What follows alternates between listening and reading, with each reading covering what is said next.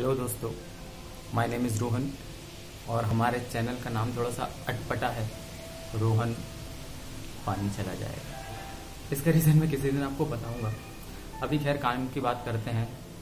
अब जैसे आप लोगों को तो पता ही है, फंसे हुए हैं हम लोग। लॉकडाउन 60 दिन हो गए घर में पड़े पड़े।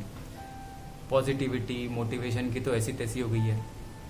भरे लोग हमको बोल रहे हैं ब्लॉग पढ़ लो, कोई बोल रहा है किताब पढ़ लो, कोई बोल रहा है योगा कर लो, कोई बोल रहा है मेडिटेशन कर लो, कोई बोल रहा है एक्सरसाइज कर लो। भाई करने की तो इच्छा बहुत हो रही है पर मोटिवेशन नहीं मिल रहा है। करने का तो मन ऐसा है कि मतलब जाके माउंट एवरेस्ट चढ़ जाए, पर भाई कोई मोटिवेशन तो दे दे। तो हो सकता है कि मैं जो आपको कहानी सुनाऊं उससे आपको थोड़ा सा मोटिवेशन मिले। तो ये कहानी है गांव की। उस गांव में ना सारे लोग मोस्टली सब किसान ही थे और किसानों ने एक बार क्या करा कि उन्होंने यज्ञ करा। उस यज्ञ में उनको इंद्रदेव की पूजा करनी थी फॉर सम रीजन, मुझे भी नहीं मालूम। तो क्या हुआ कि वो पूजा करते करते कुछ मंत्र गलत हो गए, तो उसमें इंद्रदेव गुस्सा हो गए और उन्होंने बोला कि जाओ, मैं तुम्हें श्राप देता हूँ कि तुम्हारे गांव में 12 साल तक कोई बरसात नहीं हो। भैया ठीक है, वो तो चले गए बोल के। अब सारे गांव वाले परेशान, गांव वाले सब सोच रहे थे कि अब क्या करना चाहिए। तो ऐसे में किसी बड़े बुजुर्ग ने बोला कि हम लोग क्यों ना हम हायर अथॉरिटी के पास चलते हैं, हम लोग शंकर भगवान के पास चलते हैं, हो सकता है वो कुछ हेल्प कर दें। अब इस सब के पीछे इंद्रदेव ने क्या करा कि शंकर जी को पहले ही जाके बोल दिया कि हो सकता है आपके पास ऐसे गांव वाले आए और वो आपको बोले कि भैया हमारे यहाँ 12 साल तक बारिश ना होने का हमको इंद्रदेव ने श्राप दे दिया है, अब पहमारी मदद कीजिए, सहायता कीजिए, नहीं तो फिर 12 साल तक हम क्या करेंगे, भूखे मर जाएंगे, हमारे बच्चे मर जाएंगे, हमारी जो गाय हैं, हमारे पशु पक्षी हैं, सब मर जाएंगे, तो आप कुछ हेल्प कीजिए। तो इंद्रदेव ने पहले ही बोल दिया कि आप इस चक्कर में मत पड़ना, अगर आप इसमें पड़े तो फिर मतलब मत ही पढ़ना जो भी है। तो क्या हुआ कि अब गांव वाले उनके पास पहुंचे तो क्या हुआ कि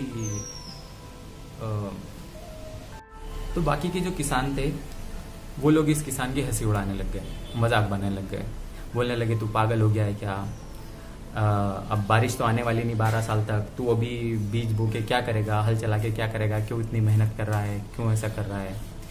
कुछ ना कुछ उसको ताने देने लगे, उसका माइंड वॉश ब्रेन वॉश करने लगे। तो ये जो किसान था ये थोड़ी दूरदृष्टि रखता था। इसने उन लोगों को तर्क दिया कि बोले हो सकता है कि बारिश 12 साल बाद ही है, पर मैं इस इंटेंशन से बीज नहीं बो रहा हूँ, इस इंटेंशन से हल नहीं चला रहा हूँ कि मुझे यहाँ पे फसलें मिलेंगी। हो सकता है कि 12 साल बाद बरसात आए तो ऐसा ना हो कि मैं खेती करना ही भूल जाऊं, 12 साल तक पड़े पड़े फैल जाओ और पता चला कि खेती करना ही भूल गए। तो जस्ट अपनी प्रैक्टिस बनी रहे, अपने को सब मालूम रहे क्रिया की, बीज कैसे बोना है, फल कैसे, उसको कैसे हल चलाना है, क्या क्या पानी कैसे देना है। तो ये सब चीजें कि मैं प्रैक्टिस कर रहा हूँ ताकि 12 साल बाद जब बारिश आए तो मैं वैसा ही रेडी रहूं जैसा कि जब बरसात आती है। अब इस एक्सेप्शनल किसान की जो बात थी उसको सुन के पार्वती जी प्रसन्न हो गई। उनको लगा वाह यार क्या आदमी है यार, कितना पॉजिटिव है, कितना अच्छा आदमी है, अगर ऐसे इंसान के साथ अन्याय हो जाएगा तो मैं देख नहीं पाऊंगी, कुछ ना कुछ करना पड़ेगा। तो उन्होंने शंकर जी को बोला कि शंकर जी देखिए ऐसी ऐसी बात है, अब आपको डमरू बजाना चाहिए। तो शंकर जी भी अड़ गए क्योंकि उन्होंने इंद्रदेव को दे रखी थी बात, अपनी जुबान दे रखी थी। तो पार्वती जी ने बोला कि थोड़ी रिक्वेस्ट करी कि कर दीजिए, देखिए वो अच्छा भला आदमी है, पॉजिटिव है, देश मतलब एक अच्छा काम करना चाह रहा है, अगर आप उसका नहीं करेंगे तो हो सकता है वो डीमोटिवेट हो जाए, नेगेटिव हो जाए। तो शंकर जी भी थोड़े से कड़क टाइप के, सख्त टाइप के आदमी थे, तो उन्होंने मना ही कर दिया। तो पार्वती जी ने बोला कि देखो उस किसान ने, उसने तो प्रैक्टिस करना अभी से शुरू कर दिया, 12 साल के बाद वो तो किसानी करना नहीं छोड़ेगा, क्या पता आप 12 साल बाद डमरू बजाना भूल गए तो तब क्या होगा। तो शंकर जी बोले ऐसा हो नहीं सकता। तो पार्वती जी ने बोला मैं कैसे मानूं, हमको क्या पता अभी 4 साल में ही आप भूल गए हो। तो शंकर जी ने डमरू बजा के दिखा दिया और जैसे ही डमरू बजाया उस गांव में बारिश आ गई और उस किसान ने जिसने अपने बीज बोए थे वहां पे फसल हो गई और उसका खेत एकदम हरियाली से भर गया। तो दोस्तों एक छोटी सी कहानी है, हम लोग भी शायद एक ऐसी ही स्थिति में फंसे हुए हैं जहाँ पे हम लोग सब सोच रहे हैं कि शायद लॉकडाउन खत्म होने के बाद बारिश आएगी, लॉकडाउन होने के बाद हम खुश हो पाएंगे, लॉकडाउन खत्म होने के बाद हमारे लाइफ ट्रैक पर आएगी। तो जो होना है वो तो होना ही है।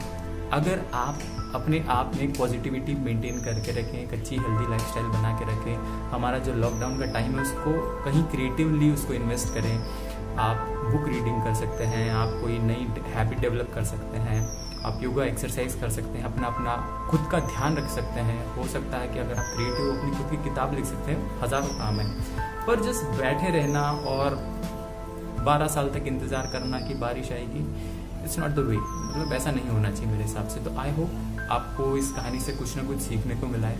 तो जब तक लॉकडाउन खत्म नहीं होता प्लीज सुरक्षित रहिए, अपना ध्यान रखिए, नहीं तो फिर पानी चला जाएगा।